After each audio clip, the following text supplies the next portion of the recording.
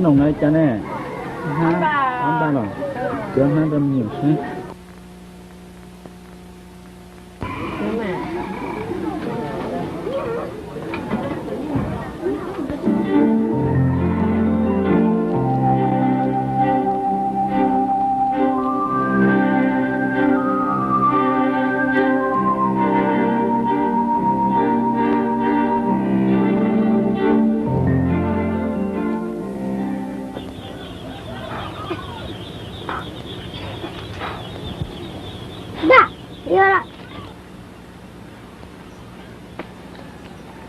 chưa chưa khấn đồng luôn đấy à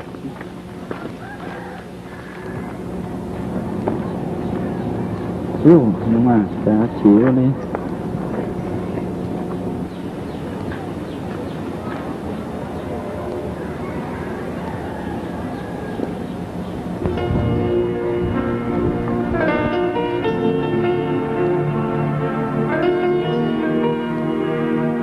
chú mình chúng nó tung kì có giờ chúng nó không nòng thế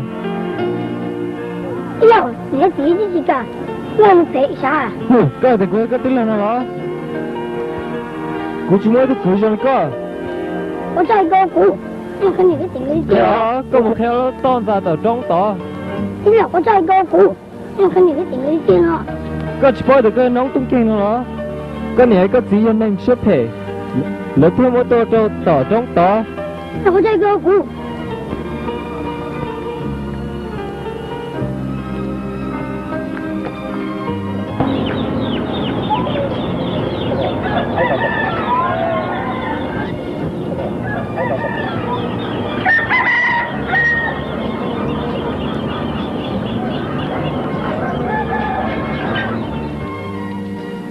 bây giờ đi đâu nữa? bây giờ nó có sự khác gì sao? Đi đâu thì nó chưa còn đủ chị. Đã. Nó quay xa xa. Còn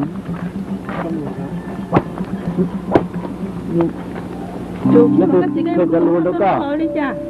Cú tao khi cho lúc thèm muốn nó có sao không cỡ tôi là khi cú sao. Đi, ấy thầu bé mẹ sáng tí xin rồi tụi mi ai bé cho nhóm học bé nè. Sáng nhật xin rồi của tụi mi ai xưa ấy tí chỉ của nhà nấy du nè. Rồi đi đó là tiếng nó tao cái chuyện hay nè. Nếu tôi là có tụi cứ nè. Chơi cái chuyện tao hành tí gì nữa.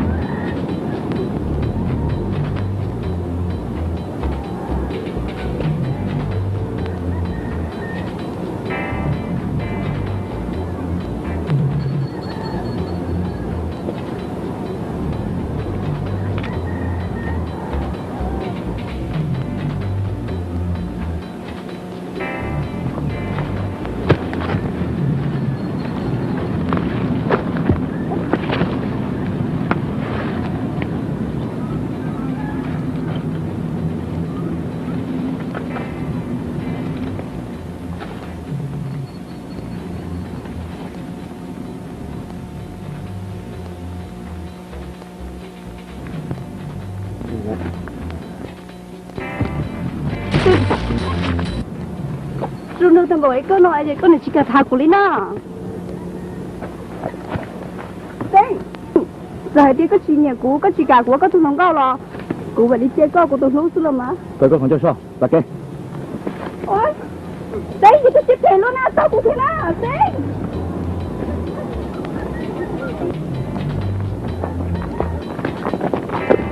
Sinh, tao cũng thế nào, Sinh. Sinh, Sinh. Mới chứ, ta xin nó muốn được trẻ nó, xin món hàng lại. Nó muốn. Tao cũng thế nào, tao cũng đang lấy mong thế nào.